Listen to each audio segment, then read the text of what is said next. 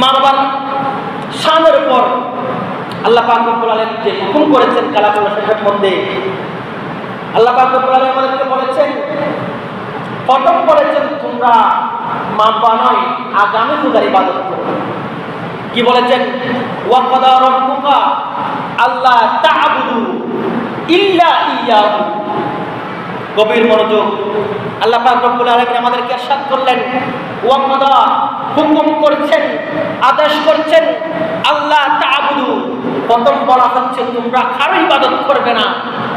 আবার সেখান থেকে ইবাদত করছে হরফে ইস্তিসনা দ্বারা, ইল্লা, তবে তোমরা ইবাদত করবে ইয়াহু, আমি খোদা একজনের ইবাদত করবে। উচ্চাবাজ বলুন সুবহানাল্লাহ। এই কথা বলার পর তিনি সরে যান নাই। আয়াতটার অপর অংশে কি আমরা দেখতে পেলাম? ওয়া ক্বাদা রাব্বুকা আল্লা তা'বুদু ইল্লা ইয়াহু, বলে ছেড়ে দেয় নাই, আবার বলেছেন ওয়া বিল ওয়ালিদাইনি ইহসানা। আল্লাহ পাক রব্বুল আলামিন বলেছেন, আমি তো হল এক সৃষ্টিকর্তা, একসাথে তৈরি করেছি, যার কারণে আমার ইবাদত করবে।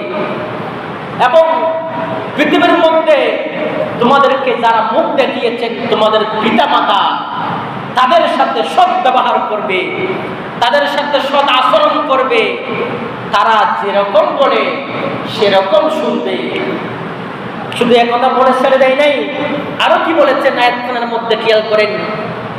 ইম্মা ইয়াবলুগান্না ইনদাকাল কিবরা আহাদুহুমা আও কিলাহুমা ফালা তাকুল লাহুমা উফফিন ওয়ালা তানহারহুমা ওয়া কুল লাহুমা কাওলান কারীমা। আল্লাহ পাক রব্বুল আলামিন তার এই কালামুল্লাহ শরীফের মধ্যে আয়াতের অপর অংশের মধ্যে বলা হচ্ছে, ইম্মা ইয়াবলুগান্না, যখন আমাদের পিতামাতা বালেগ হয়ে যাবে, পরিপূর্ণতায় পৌঁছবে, কোথায় পৌঁছবে? ইনদাকাল কিবরা, তারা যখন বৃদ্ধ হয়ে যাবে, তারা যখন বার্ধক্যে উপনীত হবে, তখন তোমরা কি করবে? আহাদুহুমা আও কিলাহুমা, দুইজনের একজন বা উভয়জন যখন তারা বৃদ্ধ হয়ে যাবে, বার্ধক্য হয়ে যাবে, ফালা তাকুল লাহুমা, হে সন্তানরা, তোমরা তোমাদের পিতা মাতাকে বলবে না উফফিন, কোন একটা কথা বললে, কোন একটা কাজ বললে আমি পারবো না, উফ, মনে কোনো কষ্ট এনে পিতা মাতার সাথে কথা বলবে না। আল্লাহ পাক এলান করলেন। শুধু তাই নয়, আরো বলেছেন, আমরা কিছু একটা হতে না হতে পিতা মাতাকে ধমক দিয়ে কথা বলি, মা বাবাকে ধমক দিয়ে কথা বলি। আল্লাহ বলছেন, খবরদার খবরদার, ওয়ালা তানহারহুমা, তোমরা কখনো তোমাদের পিতা মাতাকে ধমক দিয়ে কথা বলবে না, তাদের সাথে গা গড়ামি করে কথা বলবে না, রাগ নিয়ে কথা বলবে না। আল্লাহ বলতে লাগলেন, ওয়া কুল লাহুমা কাওলান কারীমা, অতঃপর তোমাদের পিতামাতা যতই দোষ করুক না কেন, আপনাকে সম্পত্তি দেয় নাই, মাল সম্পত্তি দেয় নাই, আপনার অন্য পাইকে দিয়ে ফেলেছে, খোদা হুকুম করছেন, হে আমার বান্দারা, তোমার মা তোমাকে দেয় নাই, তোমার বাবা তোমাকে দেয় নাই, তোমার অন্য পাইকে দিয়ে ফেলেছে, তারপরেও তোমরা তোমাদের পিতামাতার সাথে খারাপ আচরণ করবে না। কিরকম আচরণ করবে সেটিও বলে দিয়েছেন, ওয়া কুল লাহুমা কাওলান মারুফা। উচ্চাবাজ বলুন সুবহানাল্লাহ। বলে দিয়েছেন কি, তোমরা তোমাদের পিতামাতার সাথে সৎভাবে, ভদ্রভাবে, সুন্দরের সাথে আচরণ করবে। শুধু তাই নয়, আবার পরের অংশের আয়াতের মধ্যে বলে দিয়েছেন, ওয়াহফিজ লাহুমা জানাহা যুল্লি মির রাহমাতি ওয়া কুর রাব্বিরহামহুমা কামা রাব্বায়ানি সগীরা। অপর অংশের মধ্যে আল্লাহ পাক রব্বুল আলামিন আমাদেরকে শিখিয়ে দিয়েছেন, ওয়াহফিজ লাহুমা, হে সন্তানরা, তোমরা যারা পৃথিবীর জমিনে অবস্থান করছো, তোমাদের যারা পিতামাতা পৃথিবীর মধ্যে বেঁচে আছে, তোমরা নত হয়ে যাও, তোমরা উঁচু করে কথা বলিও না। ওয়াহফিজ লাহুমা জানাহা যুল্লি, তোমরা, তোমাদেরকে বড় বড় ডানা দিয়েছেন, বড় বাহুবল করেছেন, তোমাদের পিতামাতা খাওয়াইয়ে সে বাহুবল শক্তি দিয়ে পিতামাতার বিরুদ্ধে অবস্থান করতে যাইও না। সেই পিতামাতার কাছে তোমরা নত হয়ে যাও এবং আল্লাহ পাক রব্বুল আলামিনের দরবারে ফরিয়াদ করো, ওয়া কুর রাব্বিরহামহুমা কামা রাব্বায়ানি সগীরা। আল্লাহ পাক আল্লাহ পাক রব্বুল আলামিনের দরবারে দুই হাত তুলে প্রার্থনা করো, হে পরওয়ারদিগার মাওলা মাবুদ, আপনি আমার মা বাবাকে রহম করুন, দয়া করুন, আপনি গভীর দৃষ্টি দিয়ে তাদেরকে হেফাজত রাখুন। কি কারণে? আমরা যখন ছোট ছিলাম, সগীর ছিলাম, তখন তারা যেভাবে আমাদেরকে লালন পালন করেছেন, আদর করেছেন, ভালোবেসেছেন, মহব্বত করেছেন, তার বদলা স্বরূপ আমাদের মা বাবা আপনার কাছে আমরা সুপর্দ করলাম। আপনিও আপনার দরবারে আমাদের মা বাবাকে সেইভাবে লালন পালন করুন। এই আয়াতখানা আমাদেরকে শিক্ষা দিলেন। যদি পৃথিবীর মধ্যে মা বাবা বেঁচে থাকে, তারা আমাদেরকে সম্পত্তি দেয় নাই, মাল দেয় নাই, কিছু দেয় নাই, তারপরও তাদের সাথে সৎ ব্যবহার করতে হবে, সৎ আচরণ করতে হবে। শুধু তাই নয়, সূরা বনী ইসরাঈলের আমরা পেলাম। এই ছাড়া আল্লাহ পাক রব্বুল আলামিন সূরা লুকমানের 21 নম্বর পারা, সূরা লুকমান 11 নম্বর পৃষ্ঠা, তার 14 নম্বর আয়াত, আরেকখানা আয়াত তিনি নোট করেছেন। আল্লাহ পাক রব্বুল আলামিন ইরশাদ করেছেন, সেই আয়াতখানার মধ্যে বলা হচ্ছে, বিসমিল্লাহির রহমানির রহিম, ووصينا الإنسان بوالديه حملته أمه وهنا على وهن وفصاله في عامين أن اشكر لي ولوالديك إلي المصير। আল্লাহ পাক রব্বুল আলামিন আমাদেরকে হুকুম করেছেন, আমাদেরকে আদেশ করেছেন পিতামাতার সাথে সদ্ব্যবহার করার জন্য। এখন আমাদের প্রশ্ন আসতে পারে, আমরা আমাদের পিতামাতার সাথে সদ্ব্যবহার কেন করব, ভালো আচরণ কেন করব? এই প্রশ্ন আমরা করব, সেটি আল্লাহ পাক রব্বুল আলামিন জানেন। তার প্রশ্নের উত্তর তার কালামুল্লাহ শরীফের মধ্যে 21 নম্বর পারা 11 নম্বর পৃষ্ঠা সূরা লুকমানের মধ্যে 14 নম্বর আয়াতে আল্লাহ পাক রব্বুল আলামিন ঘোষণা করতে লাগলেন, ওয়াসাইনাল ইনসানা, হে আমার মানব মণ্ডলী, আমার মানব জাতি, ওয়াসাইনা, আমি তোমাদেরকে হুকুম করলাম, তোমাদেরকে আদেশ করলাম, বিওয়ালিদাইহি, তোমাদের পিতামাতার সাথে সৎ আচরণ করার জন্য। এখন আমরা প্রশ্ন করলাম খোদাকে, আমরা কেন সৎ আচরণ করব? তখন আল্লাহ পাক রব্বুল আলামিন আর সুন্দর করে তাবির করতে লাগলেন। তিনি কি বলতে লাগলেন? হামালাতুহু উম্মুহু ওয়াহানান আলা ওয়াহিনিন, আমরা কেন আমার সাথে সৎ আচরণ করব, ভালো ব্যবহার করব? আল্লাহ তো বলে দিয়েছেন, কেননা তোমার মাতা হামালাতু বহন করেছে, তোমাকে গর্ভে ধারণ করেছে, তোমাকে পেটের মধ্যে নিয়েছে। কিসের করে? উম্মুহু ওয়াহানান আলা ওয়াহানিন, 10 মাস পর্যন্ত গর্ভধারণ করেছে, অনেক কষ্ট সহ্য করেছে।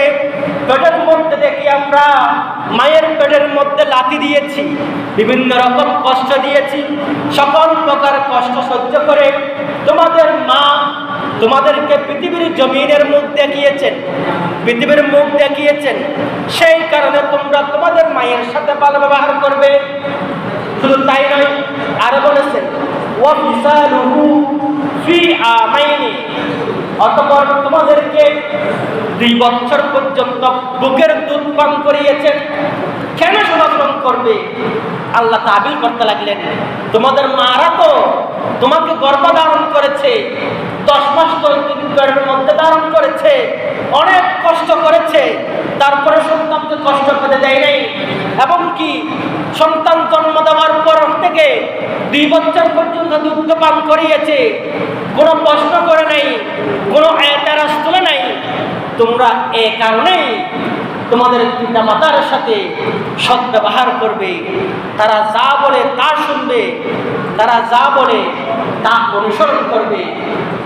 এই একখানার মধ্যে গেল আমরা পেলাম পিতা মাতা যা বলে তা শুনবো।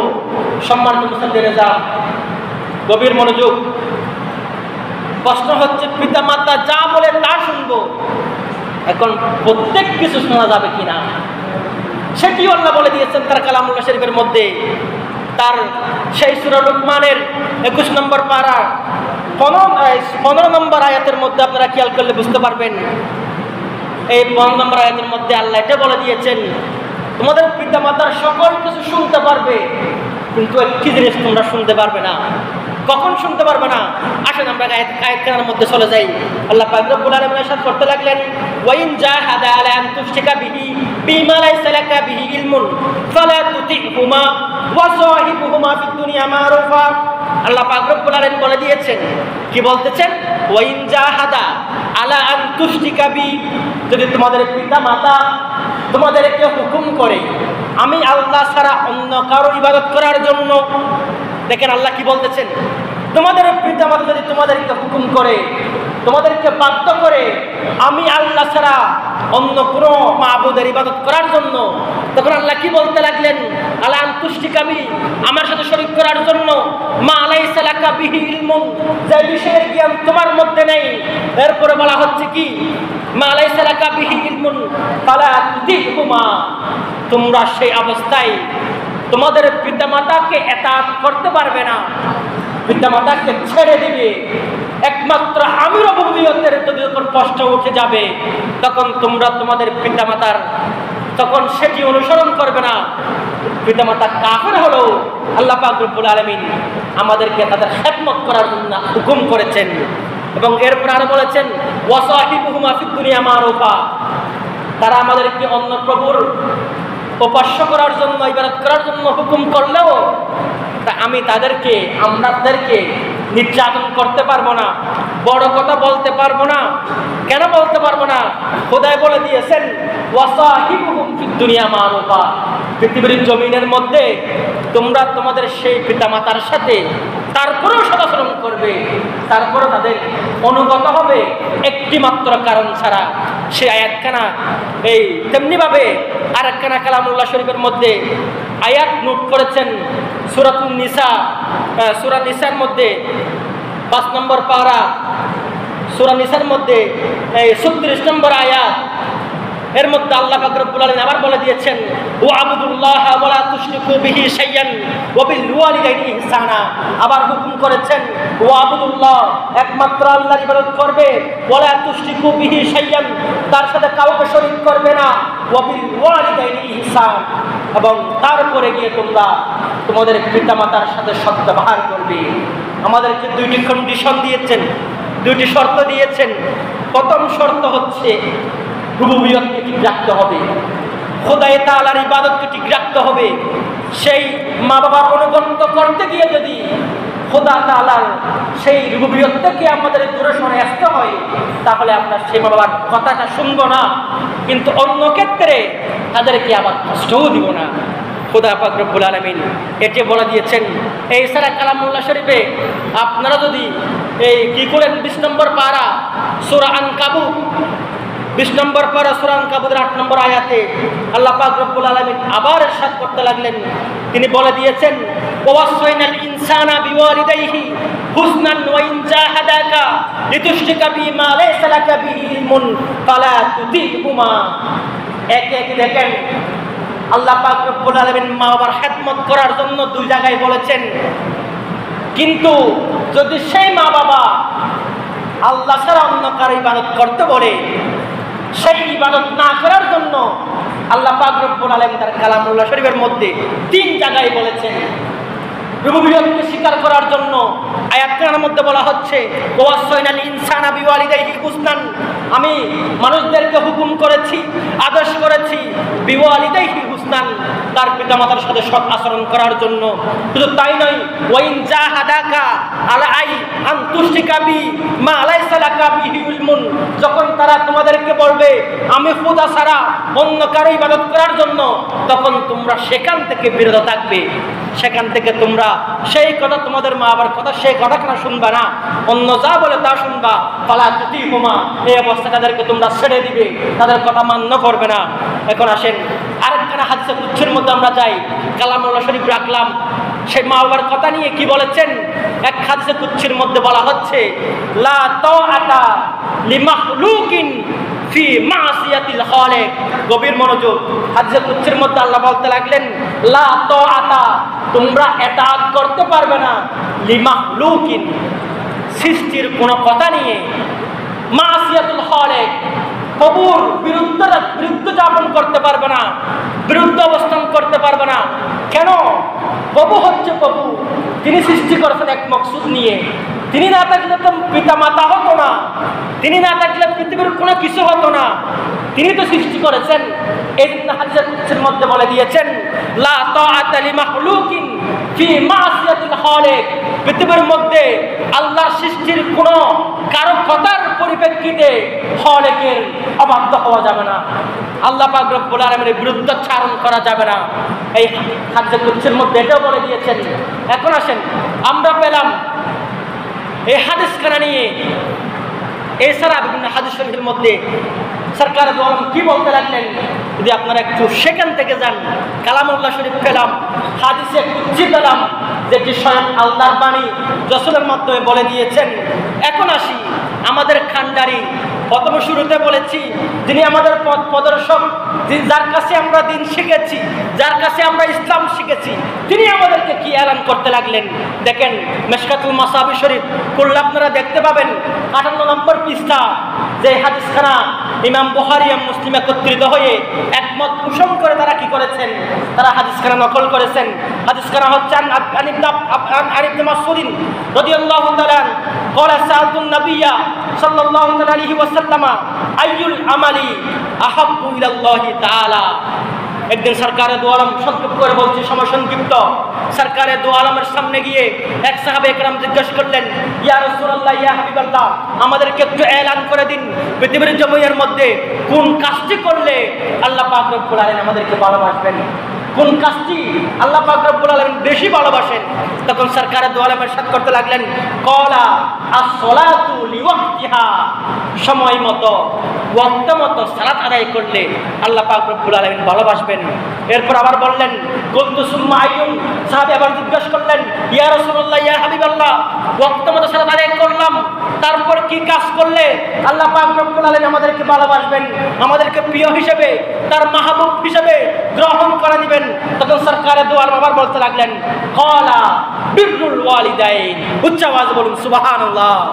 আবার বলেছেন, ক্বালা বিররুল ওয়ালিদাইন, তোমরা ওয়াক্ত মতো সালাত আদায় করবে, তারপরে যদি সেই খুদার প্রিয় হতে চাও তাহলে তোমরা তোমাদের পিতা মাতার সাথে সৎ আচরণ করবে, ভালো আচরণ করবে। সেই সাহাবী আবার জিজ্ঞেস করলেন, কুনতু সুম্মা আইয়ুন, ইয়া রাসূলুল্লাহ, ইয়া হাবিবাল্লাহ, তারপরে কি কাজ করলে আমরা আল্লাহর নিকট হাসিল করতে পারবো। সরকার দল আবার বললেন, ক্বালা আল জিহাদু ফি সাবিলিল্লাহ, তোমরা যদি আল্লাহর রাস্তার মধ্যে নিজের জীবনকে বিলীন করতে পারো, নিজের জীবনকে বিসর্জন দিতে পারো, আল্লাহ পাক রব্বুল আলামিন সেই জিনিসটা আরো বেশি পছন্দ করেন, আরো বেশি কবুল করেন। এখন এই তিনখানার মধ্যে 2 নম্বর পয়েন্ট আমরা যে বিষয়ে আলোচনা করছি, বিররুল ওয়ালিদাইন, মাতা পিতার সাথে সৎ ব্যবহার করা, সৎ আচরণ করা, সেটি হাদিসখানার মধ্যে আমাদেরকে বলে দিয়েছেন। যে হাদিসখানা ইমাম বুখারী বর্ণনা করেছেন বুখারী শরীফের মধ্যে, এবং ইমাম মুসলিম তার মুসলিম শরীফের মধ্যে বর্ণনা করেছেন। এই হাদিসখানা কুট সহকারে মিশকাতুল মাসাবির মধ্যে নোট করেছেন ওয়ালিউদ্দিন মুহাম্মদ ইবনে আব্দুল্লাহ, তিনি খুব সুন্দরভাবে নোট করেছেন।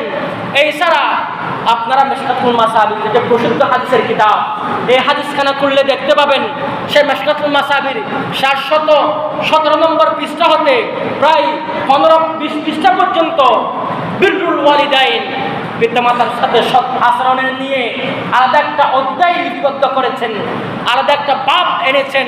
সেখানে সকল হাদিস শুধুমাত্র পিতামাতার খেদমত, পিতামাতার সাথে সৎ ব্যবহার, পিতামাতার সাথে তাজিমের বিষয় নিয়ে সে হাদিসখানার মধ্যে কথা বলেছেন। এখন আসেন, আমরা এখানে পেলাম ইমাম মুসলিম থেকে, পেলাম ইমাম বুখারী থেকে পেলাম। এখন আসেন আমাদের সেই সিয়াসিত্তার আরেকখানা কিতাব ইমাম তিরমিজি রাহিমাহুল্লাহু তাআলা, তার তিরমিজি শরীফের মধ্যে কি বলতে লাগলেন, উনি আরেকখানা হাদিসখানা এখানে কোট করেছেন। আন আব্দুল্লাহ ইবনে আমর রাদিয়াল্লাহু তাআলা আনহু আনিন নবী সাল্লাল্লাহু আলাইহি ওয়াসাল্লাম ক্বালা, তিনি বলতে লাগলেন, রাদিল রব্বি ফি রাদিল ওয়ালিদ, রাদার রব্বি ফি রাদাল ওয়ালিদ ওয়া সাহাতার রব্বি ফি সাহাতাল ওয়ালিদ। ইমাম তিরমিজি যে হাদিসখানা নোট করেছেন, সরকার দু আলম বলতে লাগলেন, যে ব্যক্তি তার পিতা মাতাকে সন্তুষ্ট করেছে, পিতা মাতাকে রাজি করেছে, সরকার দু আলম বলতে লাগলেন, সে শুধু পিতা মাতা নয়, তার পক্ষে পিতা মাতা টাকা মানে তার পক্ষে স্বয়ং খুদা টাকা। উচ্চ আওয়াজে বলুন সুবহানাল্লাহ। এজন্য তো বলেছেন রাদার রব্বি ফি রাদাল ওয়ালিদাইন, যদি আমরা পিতামাতাকে সন্তুষ্ট করতে পেরেছি মানে আমরা স্বয়ং খোদাকে সন্তুষ্ট করতে পেরেছি। যদি তাই নয়, আবার বলেছেন সাহাতার রব্বু ফি সাহাতাল ওয়ালিদাইন, যদি আমরা আমাদের উপর পিতামাতা না খুশ থাকে, পিতামাতাকে আমরা সন্তুষ্ট করতে না পারি, তাহলে স্বয়ং আল্লাহ পাক রব্বুল আলামিনও আমাদের উপর অসন্তুষ্ট থাকবেন, আমাদের উপর নারাজ থাকবেন, আমাদের উপর বেজার থাকবেন। এবং এছাড়া মিশকাতুল মাসালের মধ্যে আরেকখানা হাদিস কোট করেছেন, যে হাদিসখানার মধ্যে সরাসরি বলে দিয়েছেন ক্বালা রাসূলুল্লাহ সাল্লাল্লাহু আলাইহি ওয়াসাল্লাম ইন্নাল্লাহা হাররামা আলাইকুম উকুকুল উম্মাহাত।